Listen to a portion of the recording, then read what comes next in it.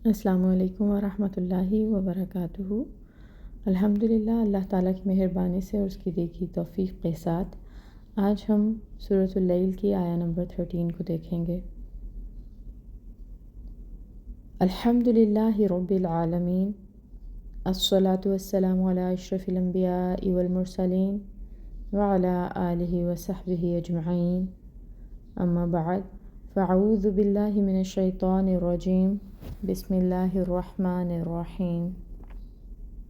رب اشرح لی صدری ویسر لی امری واحلل عقدۃ من لسانی یفقہوا قولی۔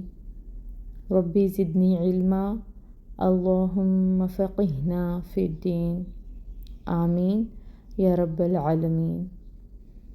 آیہ نمبر 13۔ وَإِنَّ، اور بے شک، لنا، ہمارے لیے، للآخرۃ، البتہ آخرت ہے، والأولی، اور دنیا۔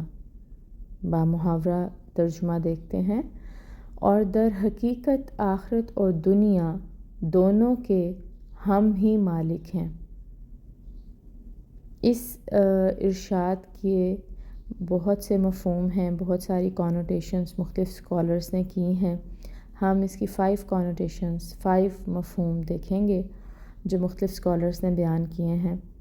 نمبر 1 یہ کہ دنیا سے آخر تک تم کہیں بھی ہماری گرپ سے، ہماری گرفت سے باہر نہیں ہو، کیونکہ دونوں جہانوں کے مالک ہم ہی ہیں، یہ اللہ تعالیٰ فرما رہے ہیں۔ پھر نمبر 2 پہ ہماری ملکیت دنیا اور آخرت دونوں پر قائم ہے، خواہ تم ہماری بتائی ہوئی راہ پر چلو یا نہ چلو۔ گمراہی اختیار کرو گے تو بھی اللہ کی بادشاہت میں کوئی کمی نہیں آئے گی، اور اگر تم فرما برداری کرو گے تو بھی اللہ کی بادشاہت میں کوئی اضافہ نہیں ہونے والا، یعنی کہ تمہاری جو کوشش ہے کسی بھی راستے کی طرف، وہ تمہیں ہی فائدہ یا نقصان دے گی۔ اللہ تعالیٰ کی بادشاہت میں اس سے نہ کوئی اضافہ ہونے والا ہے، نہ کوئی کمی آنے والی ہے، تمہارا اپنا ہی نفع یا نقصان ہے۔ نمبر 3، دونوں جہانوں کے مالک ہم ہی ہیں۔ دنیا چاہو گے تو وہ بھی ہم ہی سے تمہیں ملے گی، اور اگر آخرت کی بھلائی چاہو گے تو اس کا دینا بھی ہمارے ہی اختیار میں ہے۔ سورہ آل عمران 145 میں آتا ہے، وَمَن يُرِدْ ثَوَابَ الدُّنْيَا نُؤْتِهِ مِنْهَا، جو شخص دنیا میں ہی بدلہ کی نیت سے کام کرے گا اسے ہم دنیا میں ہی دے دیتے ہیں۔ وَمَن يُرِدْ ثَوَابَ الْآخِرَةِ نُؤْتِهِ مِنْهَا، اور جو آخرت کا بدلہ چاہتا ہے اسے ہم آخرت میں بدلہ دیں گے۔ اسی طرح سے سورہ شورى 20 آیہ مبارکہ دیکھتے ہیں، جس میں آتا ہے، من کان یرید حرث الآخرۃ نزد لہ فی حرثہ، جو شخص آخرت کی کھیتی چاہتا ہے ہم اس کی کھیتی بڑھا دیتے ہیں۔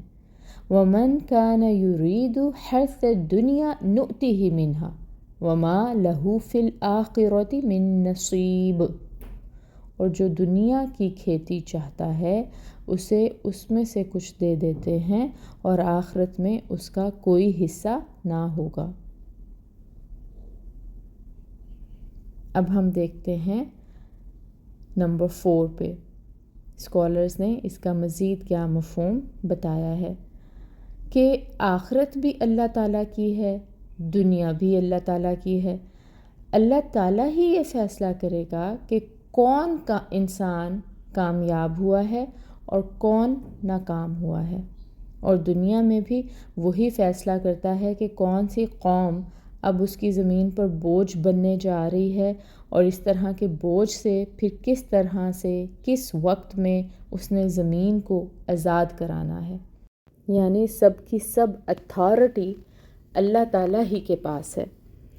اسی حوالے سے ہم دیکھتے ہیں سورہ الشمس میں قوم ثمود کے بارے میں اللہ تعالیٰ فرما رہے ہیں فَدَمْدَمَ عَلَيْهِمْ رَبُّهُمْ بِذَنبِهِمْ فَسَوَّاهَا، تو الٹ دیا عذاب ان پر ان کے رب نے ان کے گناہ کی پاداش میں، اور سب کو برابر کر دیا۔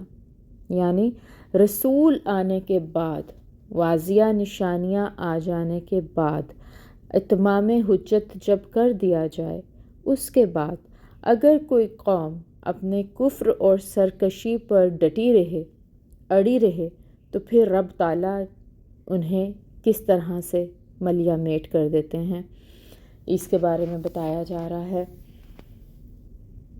نمبر 5 دیکھیے گا، اللہ تعالیٰ اس آیہ مبارکہ میں فرما رہے ہیں کہ یہ حق ہم ہی کو حاصل ہے کہ دنیا میں رہنے کے لیے انسان کو احکام اور ہدایت عطا فرمائیں، اور آخر میں ان احکام اور ہدایت کی تعمیل یا خلاف ورزی پر ثواب اور عذاب کا فیصلہ کریں۔ یعنی فیصلہ اللہ تعالیٰ ہی کا ہوگا۔ الحمدللہ ہماری آیہ نمبر 13 کی تفسیر مکمل ہوئی۔ اللہ تعالیٰ سے دعا ہے کہ اللہ تعالیٰ ہمیں اپنی رحمت سے، اپنے فضل و کرم سے قرآن کی ایک ایک آیت کو بہتر طور پر سمجھنے کی توفیق عطا فرمائیں، آمین۔ سبحانک اللہم و بحمدک اشہد ان لا الہ الا انت استغفرک و اتوب الیک۔ السلام علیکم ورحمۃ اللہ وبرکاتہ۔